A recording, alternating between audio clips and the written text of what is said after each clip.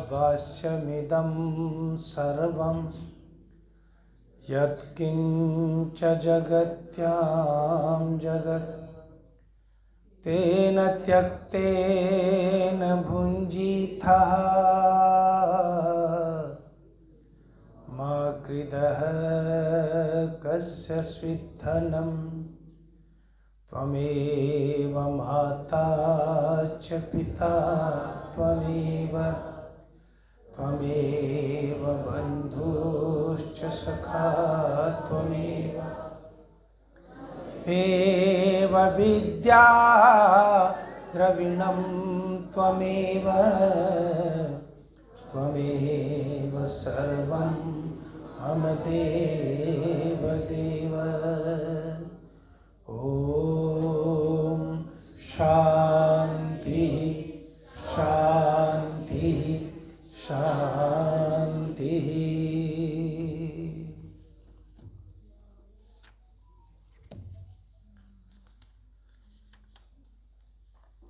देखिए, कल 11 से 1 बजे तक एक विशेष कार्यक्रम राष्ट्रभृत यज्ञ का आयोजित किया गया है। यद्यपि मंदिर से हमारी विचारधारा का कोई लेना देना नहीं,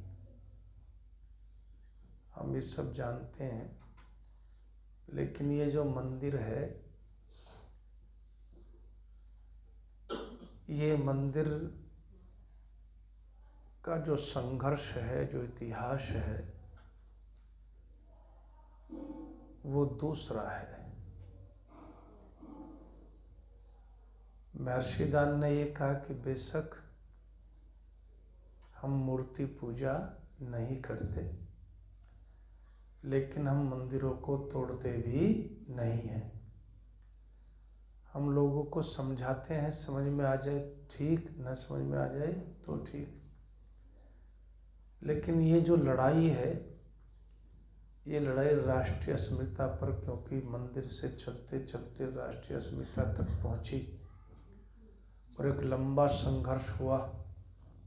इसलिए हमने कल विशेष कार्यक्रम यज्ञ का, राष्ट्रभृत यज्ञ का रखा है कि ये जो पर्व है इसमें हम सब भी सम्मिलित हो जाएं।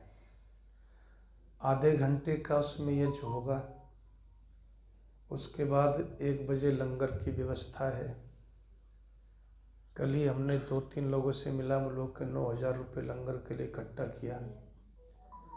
आपको अगर कोई तंदूर वाला मिल गया, क्योंकि जिसे भी फ़ोन करो वो पहले से बुक है, कल सब लंगर लगा रहे हैं, कोई मिल गया तो पैसा उन्होंने यही दिया कि जी तंदूर के लिए दिए रहे हम पैसा, ये तो आपको मिस्सी रोटी तंदूर की बढ़िया लच्छे वच्छे खिलाएंगे।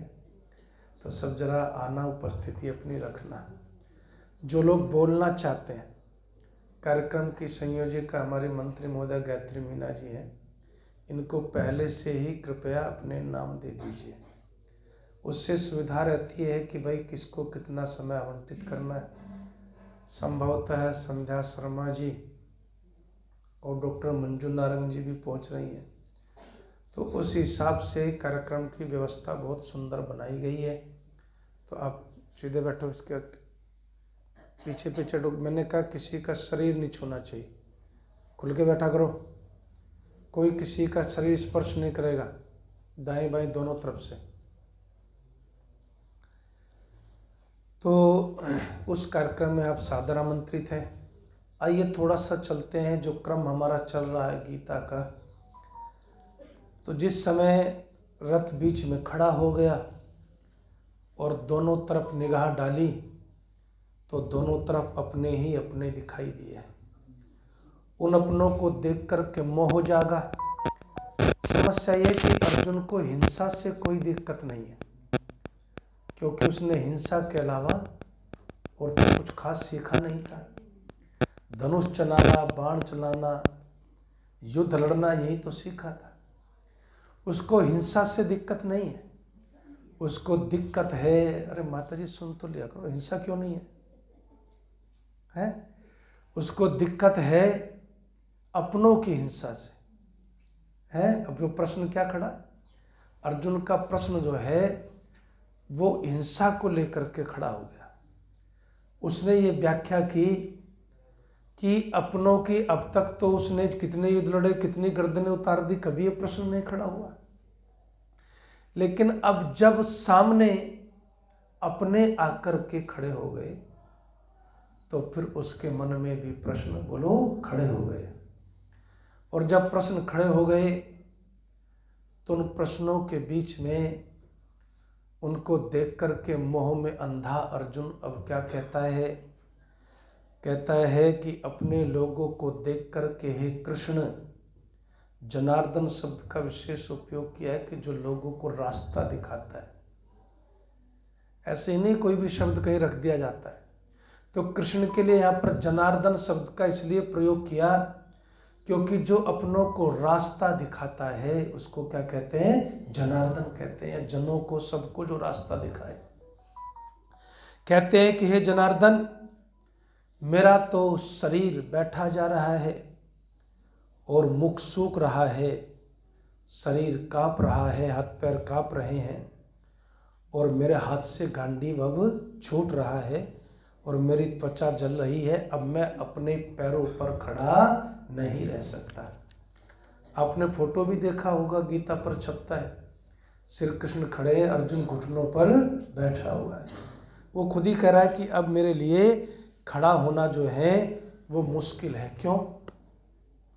देखिए, दो बातें समझिएगा। एक होता है अवसाद और एक होता है विषाद। अर्जुन को अवसाद नहीं हुआ, डिप्रेशन नहीं हुआ। अवसाद में क्या होता है? अवसाद को कहते हैं डिप्रेशन। डिप्रेशन में क्या करता है आदमी? दूसरे का भी सर फोड़ता है और अपना भी फोड़ लेता है। वो हो गया अवसाद।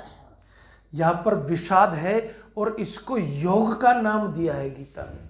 इसको समझाऊंगा कि इसको योग का नाम कैसे दिया। विषाद योग नाम है। पहला अध्याय जो है वो समाप्त हुआ। तो अर्जुन को अवसाद नहीं हुआ, अर्जुन डिप्रेशन में नहीं गया, बल्कि अर्जुन को विषाद हुआ। विषाद का क्या अर्थ समझते हैं आप लोग? अरे बोलो, जिसके जो मन में हो कुछ तो बताओ। विषाद का मतलब है उदासी। विषाद का मतलब है उदासी। जब व्यक्ति को किसी काम को लेकर के उदासी छाएगी, वो काम करेगा जी? बहुत बढ़िया, बात समझ में आ गया। तो अर्जुन को मन में उदासी छा गई और उस उदासी का कारण जो है वो विवेक नहीं है, वो ज्ञान नहीं है, वो वैराग्य नहीं है, बल्कि वो क्षणिक वैराग्य है। कभी कभी आप सबको भी दुनियादारी में उदासी हो जाती है कि नहीं? तो आप वैरागी तो नहीं हो गए हैं? क्या कहते हैं? अरे अब इस दुनिया में बोलो कुछ नहीं रखा, सब बेकार है? लेकिन कितनी देर चलती है? घंटा, 2 घंटा, 4 घंटा, 1 दिन, 2 दिन, फिर कहानी वही घूम करके आती है। तो अर्जुन को ये जो विषाद हुआ, देखिए मैं आपको बहुत गहरी बातें इसलिए समझा रहा हूँ क्योंकि श्लोकों का अर्थ सुनने से कुछ होने वाला नहीं खास। ये आपको सारी चीज़ें जिंदगी में याद रहेंगी। अर्जुन को विषाद क्यों हुआ? आपको विषाद क्यों होता है? जब कभी कभी मन को गहरा धक्का बोलो लगता है, जब गहरा धक्का लगता है, ठेस पहुंचती है, तो फिर क्या होता है? विषाद उत्पन्न होता है, उदासी छा जाती है। उस उदासी में 2 रास्ते हैं। एक तो आदमी जो है विषाद से अवसाद की तरफ चला जाए, दूसरा उस उदासी को अपने ज्ञान का, दर्शन का साधन मान ले, आगे बढ़ने का साधन मान ले, उसको वैराग्य की तरफ लेकर के चले जाए। लेकिन वैराग्य की तरफ उदासी तब जाती है जब उसका आधार ज्ञान और वैराग्य हो, उसका आधार मन को आघात न हो साहब। मन को आघात लग करके कितने लोग जो हैं बने कि नहीं बने? अच्छा बताओ, महात्मा बुद्ध के मन को आघात लगा तो कहां से कहां पहुंचे। ऋषिदांत के मन को भी आघात लगा तो विषाद में गए। विषाद का मतलब होता है उदासी, अवसाद का मतलब होता है उसको अपने आप को भी अच्छा नहीं लगता, उसी को खत्म करने पर उतर जाता है। यह अंतर होता है। अर्जुन को भी ठेस पहुंची है। क्या ठेस पहुंची? ये ठेस पहुंची कि कमाल है यार, जिन्होंने गोद में खिलाया, जो मेरे अपने भाई हैं, जिनके साथ बचपन से पले हैं, बड़े हैं, जो अपने ताऊ हैं, जो रिश्तेदार हैं, माता हैं, उन सबके खिलाफ युद्ध लड़ेंगे हम। अब वो क्या कहता है, अब जरा उसको सुनिए। निमित्तानि न पश्यामि विपरीतानि केशव, न च श्रेयोनुपश्यामि हत्वा स्वजनमाहवे। अब अर्जुन कहता है, और क्या कहता है, कहते हैं कि हे कृष्ण, क्या कहते हैं, हे केशव, मैं जो शकुन है उसको शुभ नहीं देख रहा हूं। शकुन अपशकुन के बहाने कौन बनाता है? अच्छा आदमी नहीं बनाता, विषाद वाला आदमी बनाता है। तो कहते हैं निमित्तानि च पश्यामि, सरल भाषा में इसको कहता है कि जो निमित्त है। निमित्त का मतलब साधारण भाषा में यहाँ आप शकुन अपशकुन समझ सकते हैं। कहते हैं न केशव, हे केशव, उनको मैं शुभ नहीं देख रहा हूं, लक्षणों को विपरीत देख रहा हूं। परिस्थितियां क्या है कि लक्षणों को विपरीत देख रहा हूं। और अब क्या हो गया, कहते हैं न च श्रेणु पश्यामि हत्वा स्वजनमाहवे, मुझे तो कोई कल्याण की बात इसमें नजर नहीं आती। किसमें? अपने लोगों को मारने में मुझे कोई भी कल्याण की बात बोलो नजर नहीं आती साहब। और मुझे तो सब कुछ उल्टा दिखाई पड़ता है, सब शकुन अपशकुन उल्टे दिखाई पड़ते हैं, समय ठीक नहीं लगता। अपने को मार करके कौन सा कल्याण होगा, ये तो मेरी समझ से परे है। देखिए एक बात बताऊं मैं जी, जीवन के अंदर जब मन में कायरता भर जाए, जब मन में निराशा भर जाए, जब मन में कर्तव्यहीनता का भाव आ जाए, तो फिर आदमी क्या करता है, जब उसको अपने ऊपर भरोसा न रहे, जब उससे अपने ऊपर कॉन्फिडेंस न रहे, जब उसको अपने ऊपर आत्मविश्वास न रहे। हम सारी दुनिया पर भरोसा करते हैं, गंगा पर भरोसा, बोलो यमुना पर भरोसा, बड़ के पेड़ पर इस देश के आदमी का भरोसा, पीपल के पेड़ पे भरोसा, धागों में भरोसा, काले धागे में भरोसा, सारी दुनिया में भरोसा, लेकिन अपने आप पर नहीं है साहब। लेकिन यहाँ पर क्या दिक्कत है, जब अपने आप पर भरोसा नहीं तो फिर आप किसी भी काम के बोलो बसते नहीं है साहब। वो स्थिति हो गई यहाँ पर, वो स्थिति हो गई क्योंकि कायरता घुस गई। और जब अपने आप पर भरोसा नहीं होता ना, तो फिर इंसान क्या करता है, फिर कहता है अरे अरे अरे ठहरो ठहरो ठहरो। एक मुख्यमंत्री थे, दोबारा मुख्यमंत्री बन गए कर्नाटक में। मुख्यमंत्री पर उसके कार्यशैली पर काम तो वो ठीक ठाक ही कर रहे होंगे, तभी दोबारा बन गए। लेकिन उनका जो अंधविश्वास था कैसा, कि उनकी गाड़ी पर, नई गाड़ी पर काला कौवा आकर के बैठ गया, और गाड़ी भी जो है नई काले रंग की। तो मुख्यमंत्री ने क्या कहा, अब शकुन हो गया, अब मैं इस गाड़ी में बोलो नहीं बैठूंगा। नई गाड़ी यार, करोड़ों की गाड़ी, और काला कौवा हम कहते तो हमें दे दे, सारी पे काले कौवे बैठा के दे दे, देखिए क्या करेंगे काले कौवे। गाड़ी तेरी काली तो तुझे दिक्कत नहीं, लेकिन काला कौवा बैठ गया तो तुझे दिक्कत है। जब अपने ऊपर विश्वास कम होता है तो शकुन अपशकुन मुहूर्त तुहूर्त इनको व्यक्ति ढूंढता फिरता है साहब। वही अर्जुन कर रहा है, वही अर्जुन इस समय कह रहा है। क्या कहते हैं कि सब ठीक नहीं है कृष्ण इस समय, है निमित्तानि न पश्यामि, जो लक्षण है, जो शकुन है वो ठीक नहीं है, और ये वो ढूंढता है शकुन अपशकुन के पीछे, वो दौड़ता है जो कर्तव्यहीन होता है साहब। लेकिन जो कर्तव्यनिष्ठ व्यक्ति होता है, महर्षि धन ने कभी शकुन अपशकुन का विचार किया?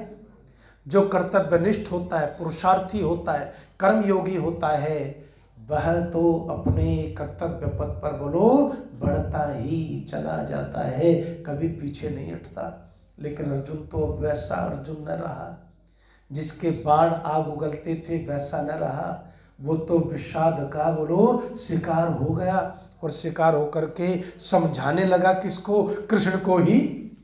जिनसे समझता था उन्हीं को समझाने लगा।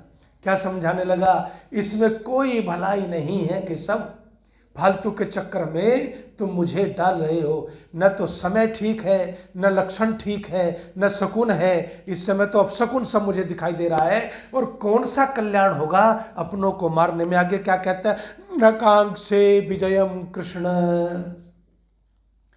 जब व्यक्ति का मन जो है ना वो विषाद से ग्रस्त होता है ना, उदासीन होता है, तो उसको जय पराजय धर्माधर्म का बोध भी बोलो कम हो जाता है।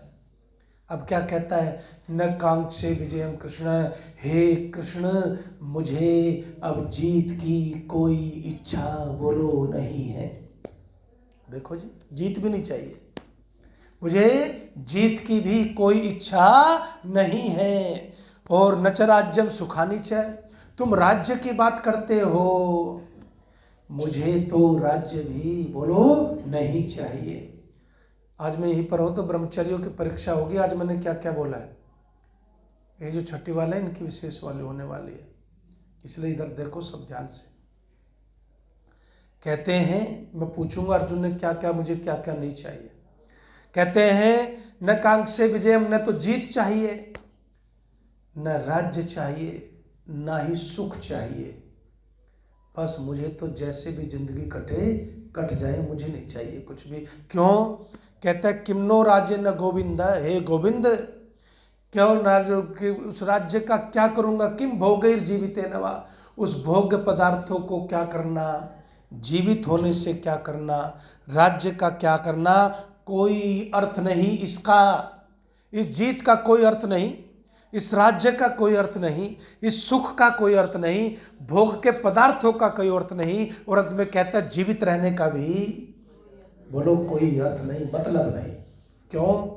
ये सामर्थ्य कांक्षितम नो राज्यम भोगा सुखानी च। आदमी धन किस लिए कमाता है? अपनों के लिए, केवल अपने लिए नहीं।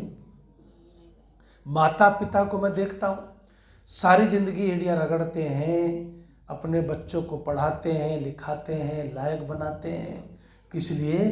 क्योंकि मेरे बच्चे कामयाब हो जाए, मेरे बच्चे अच्छे घर में रहें, मेरे बच्चों को अच्छी शिक्षा मिले, मेरे बच्चों को अच्छे साधन मिले, हम भाई सब मिलकर के रहें। जब तक शादियां नहीं होती ना, तो भाई ये सोचते हैं कि बिना भाई के दूर में दूसरे घर में बोलो कैसे रहूँगा। फिर शादियां होती हैं, बच्चे आते हैं, सिलसिला धीरे धीरे आगे बढ़ जाता है। प्यार तो रहता ही है, लेकिन दूर रहने का अभ्यास बन जाता है साहब। तो कहते हैं ये सामर्थ्य कांक्षितम नो, जिनके लिए इच्छा की जाती है धन की, राज्य की, जीत की, सुख की, भोग की, तई में वस्थिता युद्धे प्राणास त्यक्त्वा धनानि च, वे सारे तो इस युद्ध में प्राणों की बाजी लगा करके, धन को छोड़ करके सब तो यहीं खड़े हैं। फिर किसके लिए? अर्जुन के प्रश्न भी प्रैक्टिकल हैं, कोई वैसे निराधार नहीं है। उनमें भी कुछ तत्व अर्जुन को नजर आया है, इसलिए वो ये प्रश्न खड़ा करता है। वो कहते हैं कि सारे तो यहीं खड़े, प्राणों की बाजी लगा करके। आचार्य इसको थोड़ा समझाऊंगा आगे। आचार्य पितरः पुत्रास्तथैव च पितामह, कहते हैं हे केशव, आचार्य जिन्होंने शिक्षा दी, पुत्र पितरः जो पिता तुल्य लोग हैं, जिन्होंने स्नेह दिया, प्यार दिया, पितामह जो दादा हैं, और कहते हैं मातुलाह मामा हैं, ससुर हैं, पौत्र हैं, साले हैं, जितने भी संबंधी हैं सब खड़े हैं यहाँ पर। और क्या करते हैं, एतान हन्तुम इच्छामि। अब अर्जुन ने अपना निर्णय सुना दिया, फैसला। क्या फैसला सुना दिया, एतान हन्तुम इच्छामि, हे कृष्ण मैं इनको मारना, सीधी बात होगी कि नहीं, सीधी सीधी बात है, मैं इनको मारना नहीं चाहता। घ्नतोपि मधुसूदन। और एक बात और कही, क्या कहते हैं कि यद्यपि ये हो सकता है आपकी दृष्टि में दंड के पात्र हों, लेकिन फिर भी मैं इनको मारना नहीं चाहता। अपि त्रैलोक्य राज्यस्य हेतो किन्नु मही कृते। हरे कृष्ण, तुम इस छोटे से राज्य की बात करते हो, अगर तीनों लोकों का राज्य भी मिले तब भी मैं इनको मार करके तीनों लोकों के राज्य को भी बोलो लेना नहीं चाहता। ये कौन कहता है, अर्जुन कहता है साहब। और क्या कहता है, आगे चलता हूं धीरे से, मैं सोच रहा हूं पहला ध्यान निकाल लेते हैं। निहात्यधात राष्ट्रान्न का प्रीति जनार्दन। कहते हैं ये मेरे धृतराष्ट्र के, मेरे ताऊ के जो बेटे हैं ताऊ के नहीं, जो चाचा के थे शायद, हैं जो बेटे नहीं, ताऊ के थे, बड़े थे वो, लेकिन अंधे होने की वजह से उनको राज्य नहीं मिला। यही तो उनको अवसाद था, उनको अवसाद था, है विषाद नहीं था, उनको अवसाद था। तो कहते हैं अपि का निहत्य धृतराष्ट्रान्न, ये जो धृतराष्ट्र के पुत्र मेरे भाई है, इनको मार करके हे जनार्दन, फिर जनार्दन कहते हैं। क्यों कहते हैं कि रास्ता दिखाओगे अब तुम मुझे, मैं तो हो गया इधर से उधर। कहते हैं पापम में वासुदेव हत्यत्वान आतताई न, आतताई शब्द का प्रयोग भी कर रहा है। और फिर क्या कह रहा है, इन आतताइयों को मार करके भी हम सबको पाप ही बोलो लगेगा। मैं तो इस पाप में पड़ना नहीं चाहता। अगले श्लोक में क्या कहता है, कहते हैं पापम एवाश्रयस्मन हत्यत्वान आदतन, इनको मार करके पाप के भागी क्यों बनाना चाहते हो कृष्ण मुझे। अरे कोई अच्छा काम करवा लो, ले आए युद्ध लड़ाने अपनों के ही खिलाफ, ले आए लड़ के गर्दन उतार ले अपने दादा की, अपने गुरु के खिलाफ खड़ा हो गया। बड़ी विचित्र समस्या कर दिया तुमने ये, और मुझे इस पाप का भागी बनाना चाहते हो। कहते हैं तस्मान नारहा वयम हंतुम। अब तर्क क्या दिया, पहले श्लोक में फैसला सुनाया नहीं मार सकता, चाहे तीनों लोगों का राज्य सुनाए। फिर उसके फेवर में तर्क दिया कि इनको मारने से पाप लगेगा। अब क्या कहता है, कहता है तस्मान नारहा वयम हंतुम। फिर अपनी बात को प्रबल करते हुए कहता है इसलिए हम अपने बंधु बांधवों को मार नहीं सकते। अर्रा शब्द का मतलब होता है सकते, नारहति मतलब नहीं सकता है, हम इनको मार नहीं सकते। क्यों, स्वजनम ही कथम हत्वा सुखिनः श्याम बांधव, कि हे केशव, अपने लोगों को मार करके क्या दुनिया में कोई सुखी होते देखा है जो तुम मुझे सुखी करना चाहते हो। अपने लोगों की हत्या करके, अपने बंधु बांधवों को मार करके, उनको युद्ध में परास्त करके, उनका खून बहा करके क्या कोई सुखी होता है। और जब कोई सुखी नहीं होता तो मुझे कौन सा सुख का तुम लालच दे रहे हो। मैं भी ऐसा सुख बोलो नहीं चाहता हूँ, है। अब भी स्वजन के लिए, युद्ध के लिए तैयार नहीं है। किसी भी स्थिति में, किसी भी हालत में अर्जुन जो है वो युद्ध करने के लिए तैयार नहीं है। अपने पराये का भाव उसके अंदर बोलो इस समय पैदा हो गया। जो भाव होना चाहिए था वो भाव क्या था, सही और गलत का भाव, न्याय और अन्याय का भाव, धर्म और अधर्म का भाव, सत्य और असत्य का भाव, वो तो गया छूट। और कौन सा आ गया, विषाद आ गया, और अपने और पराये का भाव पैदा हो गया, मोह से ग्रस्त हो गया। और जब मोह से ग्रस्त होता है तो फिर एक बात और कहता है, क्या कहता है, कहते हैं देखो भाई, यद्यप्येतेन पश्यन्ति लोभोपहत चेतसा। यद्यपि अर्जुन खुद आतताई कह रहा है। पता है आतताई किसको कहते हैं, आते कहते हैं जो दूसरे का जन छीन ले, दूसरे की भूमि छीन ले, दूसरे के घर पे कब्जा कर ले, दूसरे के राज्य पर अधिकार कर ले, दूसरे के अधिकार को छीनना चाहे, वो आतताई कहलाता है। खुद कह रहा है ये आतताई है, लेकिन फिर भी मोह में ग्रस्त होकर के क्या कहता है, इन आतताइयों को मारने से भी मुझे पाप लगेगा और मैं पाप में नहीं जाना चाहता। फिर एक बात और कहता है, बड़ा कमाल का सब संवाद है ये। यद्यप्येतेन पश्यन्ति लोभोपहत चेतसा, कहते हैं ये मूर्ख हैं। कौन? ये धृतराष्ट्र के जो लोग हैं, उसके पक्ष में जो लोग खड़े हुए हैं, कौरवों की सेना के साथ जो लोग खड़े हुए हैं, और विशेषकर धृतराष्ट्र जी और उनके जो पुत्र हैं, क्या है? मूर्ख हैं। क्यों? क्योंकि लोभ से इनका मन इस समय बिल्कुल ढक गया। जिस समय मोह लोभ से मन ढकता है ना, तो बुद्धि भी मन के आगे ऐसे नाचती है जैसे हवा में पत्ता, बोलो, नाचता है। सब इतना ताकतवर हो जाता है जब लोभ। इसलिए दुनिया में क्या कहते हैं, सबसे बड़ा पाप का कारण क्या है? लोभ पापस्य बीजोयम।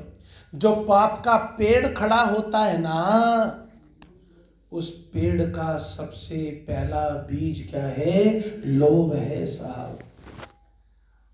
और वो लोभ ही तो था जो धृतराष्ट्र के मन में था। दुर्योधन को ही काहे गाली देते हो आप? सही बीज तो धृतराष्ट्र के मन में था।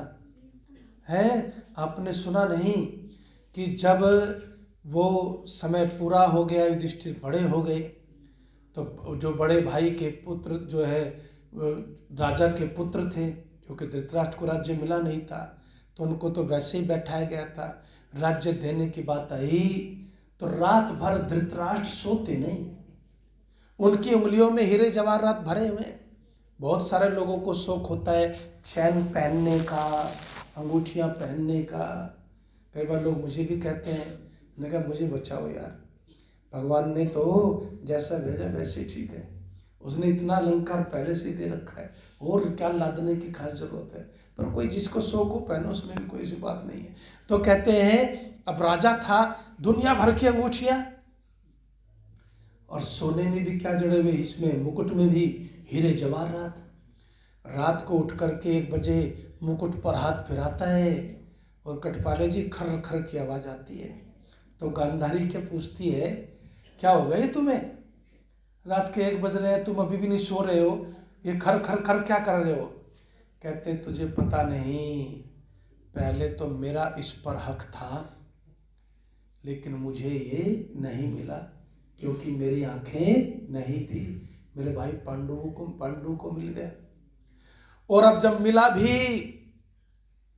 तो अब ये मुकुट फिर मेरे सर से जाने वाला है, और इसलिए मुझे नींद नहीं आती। क्या नहीं आती?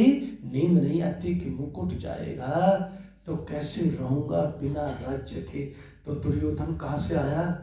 दुर्योधन तो धृतराष्ट्र के सपनों का खिलौना था। ईमानदारी की बात तो ये, उसके मन में खुद लोभ का पाप भरा हुआ था। तो कहते जब लोभ भरता है ना इंसान, तो पाप पे पुण्य उसको नजर बोलो नहीं आता। वो केवल और केवल पाप के रास्ते पर ही चलता है, इधर उधर नहीं जा सकता। लोभोपात चेतसा। और इसलिए कहते हैं कुलक्षय कृतम दोषम मित्र द्रोहे च पातकम। कहते हैं कि कुल का नाश करने का जो दोष है, बहुत से आपको लोगों में ऐसे बता दूंगा, जैसे दुर्योधन को ही ले लो। क्या था वो? कुल घाती हुआ कि नहीं हुआ? जो अपने ही कुल का नाश करते। कुछ ऐसी संतानें होती हैं जो माता पिता से अच्छे संस्कार ग्रहण नहीं करते और सब कुछ बर्बाद करके दुनिया से चले जाते हैं। तो ऐसी संतान को क्या कहते हैं? कुलघाती कहते हैं साहब। तो कहते हैं कुलक्षय कृतम दोषम। आज ये जो धृतराष्ट्र के पुत्र है ना, दुर्योधन एंड कंपनी, आम भाषा में कह रहा हूं, है तो ये अपने ही कुल को नाश करने पर उतारू है, और उसको नाश करने का जो दोष है उसको ये समझते ही नहीं है, उसको नहीं जानते। कुलक्षय कृतम दोषम मित्रद्रोहे च पातकम। और जो दोस्तों के साथ गद्दारी करे, द्रोह करे, आजकल कितने लोग मिलते हैं जी? सच्चे मित्र बहुत कम हैं, लेकिन मित्र के पीठ में छुरा घोंपने वाले, बोलो ए ब्रह्मचारियों, तुम मत बोला करो, बस तुम सुना करो। तुम पता नहीं क्या बोलते हो, फिर अपनी भी कहानी शुरू कर देते हो। मित्र द्रोहे चपातकम, कहते हैं मित्र के साथ द्रोह करना, उसके साथ गद्दारी करना कितना बड़ा पाप है। अपनों के साथ धोखा करना कितना बड़ा पाप है। इसको कौन नहीं जानता? ये धृतराष्ट्र के पुत्र नहीं जानते, ये दुर्योधन नहीं समझता, कौरव के सेना के लोग नहीं समझते। और क्या कहता है? कथम न जेयमस्माभि पापादस्मान निवर्ति। तुम्हारे कृष्ण एक बात तो बताओ, इस पाप से दूर जाने का रास्ता हमें क्यों नहीं निकालना चाहिए? अगर ये पागल है, हम भी हो जाए। देखिए उसके अपने तर्क है, उन तर्कों में अपना वजन है। आपको तो सबको ठीक ही लगता है शुरू में कि अर्जुन तो वाकई कुछ तो ठीक कह ही रहा है। तो कहते हैं कथम न जयमस्माभि पापादस्मान निवर्ति। तुम इस पाप से दूर जाने का रास्ते का ज्ञान हमें क्यों नहीं होना चाहिए? एक बात और कहता है, कुलक्षय कृतम दोषम प्रपश्यत फिर जनार्दन। कहते हैं कुल के क्षय का जो दोष है उसको देखते हुए भी, मैं आपको मूल से अर्थ करता हूं और जहां समझाना होता है व्याख्या कर देता हूं। कहते हैं उसको प्रपश्यत भी, हम अपनी आंखों से देख रहे हैं कि कुल का नाश हो रहा है, इसमें दोष है, उसको देखते हुए भी कहते हैं कि फिर हम जो हैं इसका रास्ता क्यों ना ढूंढें, हम ज्ञान क्यों ना प्राप्त करें। क्यों? कुलक्षय प्रसन्ति कुल धर्मा सनातना। जब कुल का विनाश होता है तो कुल की आदर्श परंपराओं का, कुल के संस्कारों का, धर्म का, सबका विनाश होता है। धर्म कोई दीवारों का नाम है क्या जी? धर्म भी तो इंसानों के साथ ही चलता है। कहता है कि कुल धर्मा सनातना, उनका भी नष्ट होगा। धर्म में नष्टे कुलम नष्टम। कृष्ण कहते हैं कि धर्म के नष्ट होने पर खानदान खत्म हो जाएगा। कृष्ण धर्मो विभवत्युत, और धर्म भी क्या है? मिश्रित पाखंड से, अंधकार से युक्त हो जाता है। हो जाता है कि नहीं? अगर उसको मानने वाले लोग ही विद्वानों की संख्या न रहे, ये हुआ महाभारत में। अर्जुन की बात 90% सही सिद्ध हुई, ये भी मैं आपको बता देता हूँ। जो उसके प्रश्न थे, लड़ाई युद्ध आवश्यक हो गया था, लेकिन वो प्रश्न जो है हकीकत बन के दुनिया में आज तक घूम रहे हैं। क्या लिखा महर्षि दयानंद सरस्वती ने कि महाभारत के युद्ध में इतना विनाश हुआ कि उसके बाद जो भी उपदेशक हुए वो सच्चे उपदेशक रहे नहीं, सब झूठे, अविद्वान और मूर्ख लोगों का बोलबाला होगा। क्यों? क्योंकि युद्ध जो है विनाश तो बोलो करता ही है। और इसी विनाश की बात कृष्ण से अर्जुन कह रहे हैं। कृष्ण से अर्जुन कह रहे हैं, क्या कहते हैं कि कुल नष्ट हो जाएगा, धर्म नष्ट हो जाएगा। और कहता है अधर्मा विवाद कृष्ण प्रदुष्यंती कुल स्त्रिय।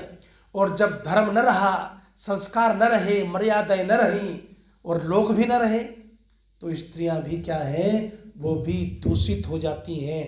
और स्त्री सुदुष्टासु वार्षणेय जायते वर्णशंकर। और स्त्रियों के बिगड़ने से संतानों का स्वरूप भी बोलो बिगड़ जाएगा। ये अर्जुन की बात है साहब, संतानों का स्वरूप भी बिगड़ जाएगा। और शंकरो नरकाय कुलग्नानाम कुलस्य च, कहते हैं कि फिर तो धरती पर क्या बन जाएगा? बोलो नरक। क्या बन जाएगा? नरक बन जाएगा। कहते हैं पतंती पितरो यस्याम लुप्त पिंडोदक क्रिया। फिर न माता पिता का सम्मान कोई करेगा, न समाज की कोई गरिमा होगी, सब कुछ तो नष्ट होगा। कृष्ण फिर तुम कौन से युद्ध की तरह मुझे लेकर के जा रहे हो? कहते हैं कुत्सन्न कुल धर्माणाम मनुष्याणाम जनार्दन नरके नियतम वासो भवत्यनुश्रम।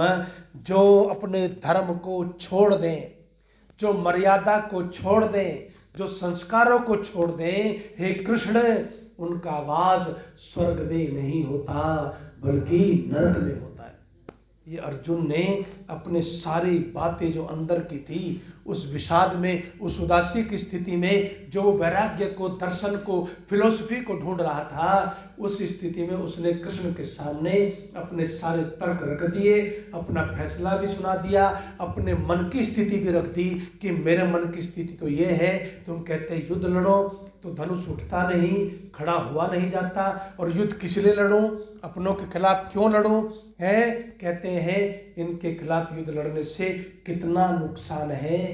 अर्जुन ने तो ये कहा कि नुकसान के अलावा, बोलो हानि के अलावा और कोई भी लाभ मुझे इसमें बोलिए नजर नहीं आता। अहो बत महत पापम कर्तुम व्यवसिता वयम।